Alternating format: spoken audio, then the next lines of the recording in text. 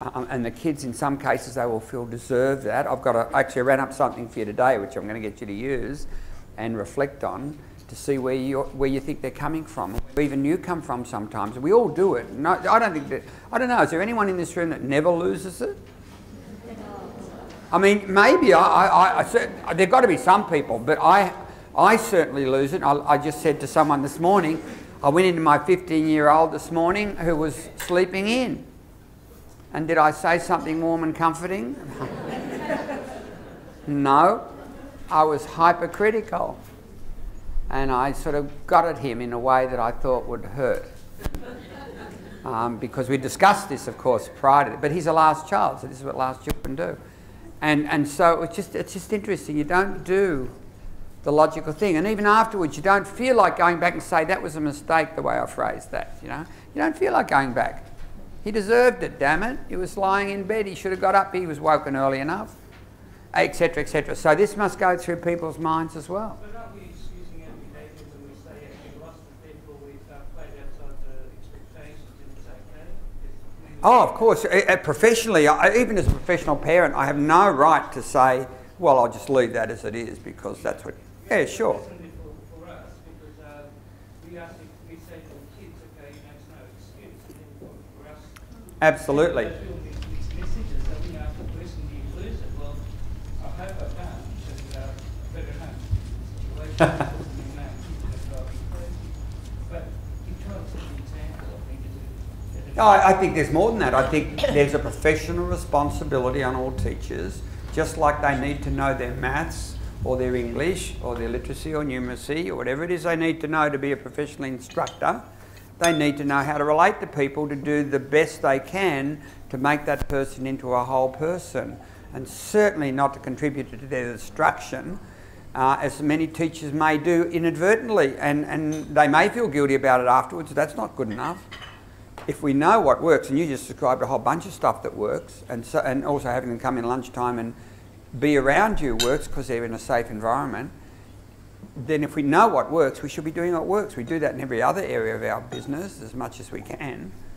That's why I think these questionnaires will pick up as you go what is working and for whom it's working. I mean, ideally in 2 years' time in this project, I would be recommending that teachers have their own data fed back to them and the school's norm and the whole project norm to see what's happening in the school. We do that now with supervision. I'm in charge of high degree students in our faculty. I survey all those students.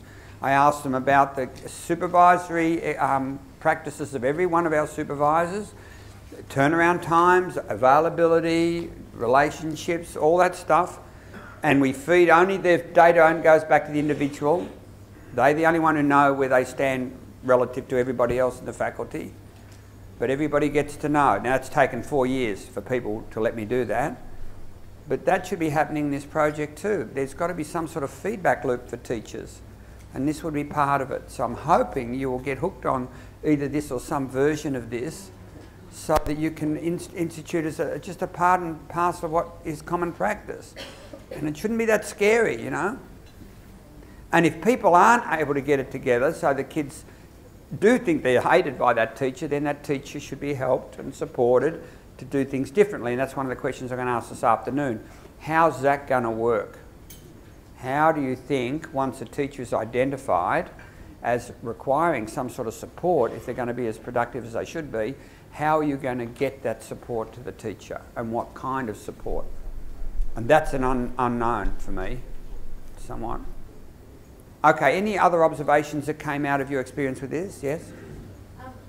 We've got 5 forms between Sunita and I, and we also found, you know, the teacher hates me idea sort of come up really strongly. But the other interesting thing was that 5 out of the 5 students that we had, every single one said the teacher just picks on me, and 4 out of 5 the teacher acts unfairly. So, you know, that obviously perhaps just translates into that the teacher picks on me, the teacher hates me. Yeah, it does. They're not prepared necessarily to say the teacher hates you, but in a conversation with a C, that's where it will take you. Why, you know, why do they pick on you? Is it just that you're louder than everybody else? Or no, they'll say, no, they hate me. They'll say it eventually. So the picks on idea, the student is assumptions about other kids do it, but they're probably better liked. That's why they're not being focused on. When I do it, you always focus on me. Yeah. Is that what? Yeah, it is. We did this earlier. Well, how did we word it? In the 80s we did something and we tried to figure out what Picks on Me was. So we interviewed a whole bunch of kids and it was exactly as you said. It's not that I didn't do it. It's just that others do it and they get ignored because they're goodies and they're allowed to do it. But every time I do something, she's on me like a ton of bricks. Yeah, and which is probably true because you know if I don't get to that kid quickly, it's going to escalate. Whereas this one over here, they'll shut down in a few minutes. And it's a professional judgment you make, which they don't understand. So you do make these judgments and they don't understand them. And that's part of what we said with the C's. Unless you have your assumptions out there, unless you say, well, I don't intend to pick on you, I am reacting pretty quickly to you because I normally see that when I don't, it just gets worse. Whereas with some of the other kids, if I don't, it seems to disappear. So that even just to say that would probably make a difference. Yeah. I think it's often about the child thinks it's about the last bit of behaviour. That's why they got sent out, where it's usually the 5 or 6 things that they've done before that. So the last bit of behaviour might be the same as somebody else's, but the preceding behaviour has been different. And that's another assumption you'd want to clarify. That you're not acting in terms of the last bit of behaviour, but in fact you are, in your mind, reacting to a pattern of behaviour, and some patterns are more distracting than others and will be more distracting in the future than others, and so you've got to deal with them. Yeah, that's part of what I'm saying, I guess. If you've got the assumptions and you're clear about your assumptions, sharing those would be great help, I think. One of the things, I was talking to one yesterday, and she said, yeah, look, I admit it, yeah, okay, fine, yes, I've done the wrong thing, and yes, the teacher picks on me, but what are you going to do about the others?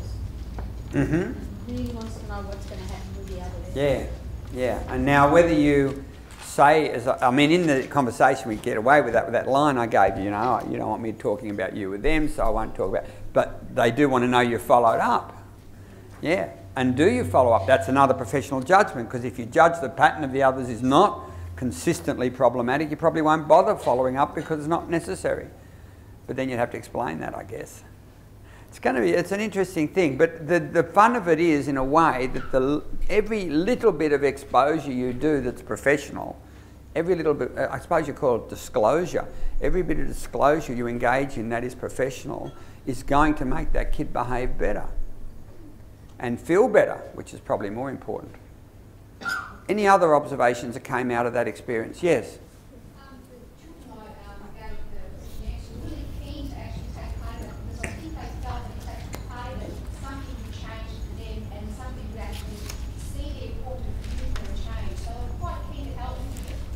Yeah, and I'm going to even adapt that a bit. You said they take part in it because they think something's going to change. I've been involved in surveying kids for a long time, and in the early days it was fascinating. We'd go in and we'd survey a bunch of kids in Year 9, and then a week later we get this phone call from the school saying, what did you do with the kids? They've been fantastic.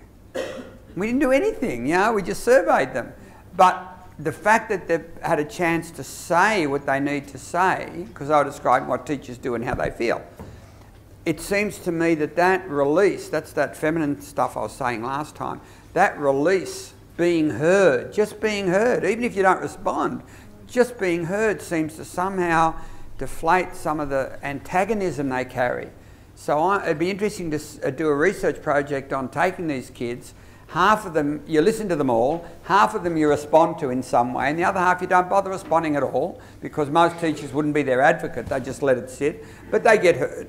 And just see what happens, because my guess is just being heard might be almost enough. I'm not sure. It'd be an interesting project. If anyone wants to, as I said to you before, anyone who wants to take any of this and turn into research, I am more than happy to talk to you any time. That's what I do in my other life. So that in itself would be really interesting to know, because somebody else said the same thing. They seemed genuine when they spoke, when they did this thing, when they filled it in, and they seemed to appreciate the chance